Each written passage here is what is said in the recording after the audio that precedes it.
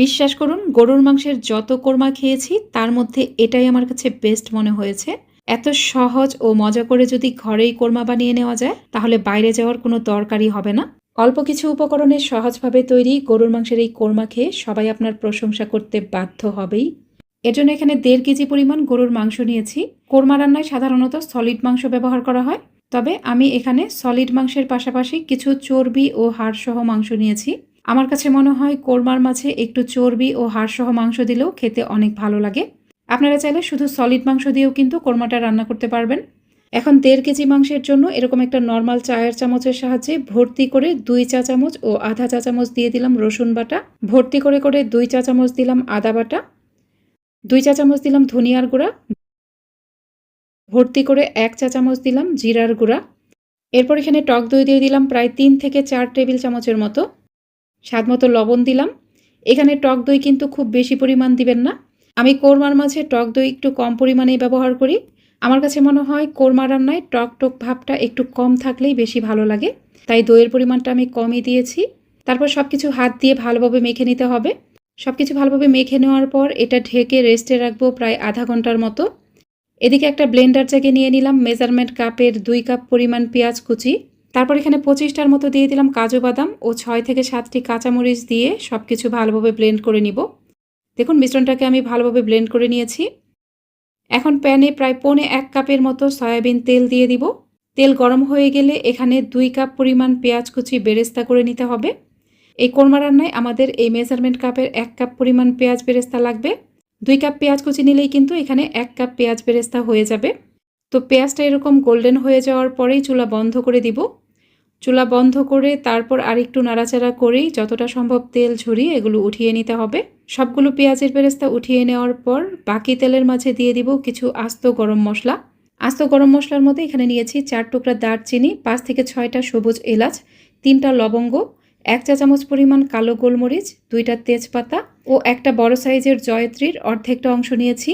এই গরম মশলাগুলোকে তেলের মাঝে দিয়ে হালকা করে একটু ভেজে নিব। গরম মশলাগুলো হালকা করে একটু ভেজে তারপর দিয়ে দিলাম মেরিনেট করা গরুর মাংস। মাংসগুলোকে তেলের সাথে কিছুক্ষণ একটু ভেজে নিতে হবে। কয়েক মিনিট মাংসগুলোকে ভেজে নেওয়ার পরে এই প্যানটাকে ঢেকে দিলাম। প্রায় 10 মিনিট পর ঢাকনা খুলে নিলাম। দেখুন মাংস থেকে কিন্তু অনেকটা পানি বের হয়েছে। মাংস থেকে উঠে আসা এই পানি দিয়ে এই মাংসটাকে প্রায় 50 থেকে 60% মতো সেদ্ধ করে নিব। অর্থাৎ মাংসটাকে আমি এভাবে ঢেকে ঢেকে আধা সেদ্ধ করে নিব। চুলার কিছুটা কম আছে প্যানটাকে ঢেকে রাখতে হবে। খেয়াল রাখবেন এটা যেন নিচে পোড়া লেগে না যায়। প্রায় 20 মিনিট পর ঢাকনা খুলে নিলাম। এ পর্যায়ে মাংসগুলো প্রায় আধা সেদ্ধ হয়ে গেছে। এখন এখানে যে পেঁয়াজ, বাদাম ও কাঁচামরিচ একসাথে পেস্ট করেছিলাম সেটা দিয়ে দিব। তো মাংসটা ঠিক আধা সেদ্ধ হয়ে যাওয়ার পরেই কিন্তু এখানে এই মশলাটা দিয়ে দিবেন।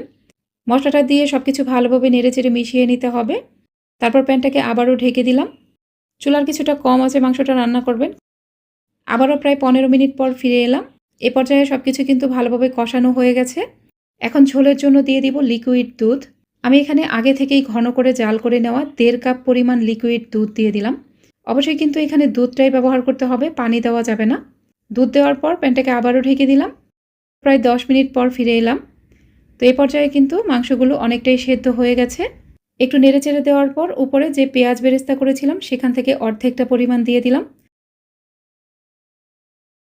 তারপর কয়েকটি আস্ত কাঁচামরিচ দিয়ে প্যানটাকে ঢেকে দিলাম। চুলার কম আছে প্যানটাকে ঢেকে রাখবো প্রায় 10 মিনিটের মতো। 10 মিনিট পর দেখুন ঝোল কিন্তু আরও অনেকটাই ঘন হয়ে গেছে। এ পর্যায়ে লবণটা চেক করে নেবেন। সবশেষে উপরে আবারও দিয়ে দিলাম অবশিষ্ট পেঁয়াজ বেরেস্তাটুকু।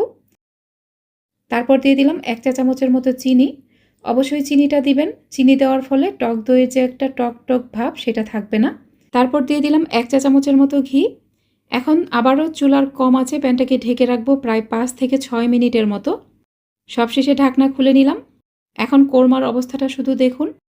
আজকের রেসিপি ভালো লাগলে আমার ইউটিউব চ্যানেলটিকে সাবস্ক্রাইব করে পাশে থাকা অল লেখা বাটনটাতে ক্লিক করে রাখবেন। আর ভিডিওটি যারা ফেসবুক থেকে দেখছেন তারা অবশ্যই আমার ফেসবুক পেজটিকে লাইক ও ফলো করে রাখবেন। তো কোরমাটা দেখুন কতটা লোভনীয় হয়েছে। আমার সম্পূর্ণ রেসিপি ফলো করে এই গরুর মাংসের কোরমাটা একবার হলেও ট্রাই করে দেখবেন। আমি গ্যারান্টি দিয়ে বলতে পারি সবাই আপনার প্রশংসা করতে বাধ্য হবে। আজকের রেসিপিটি ভালো লাগলে অবশ্যই একটা লাইক দিয়ে দিবেন।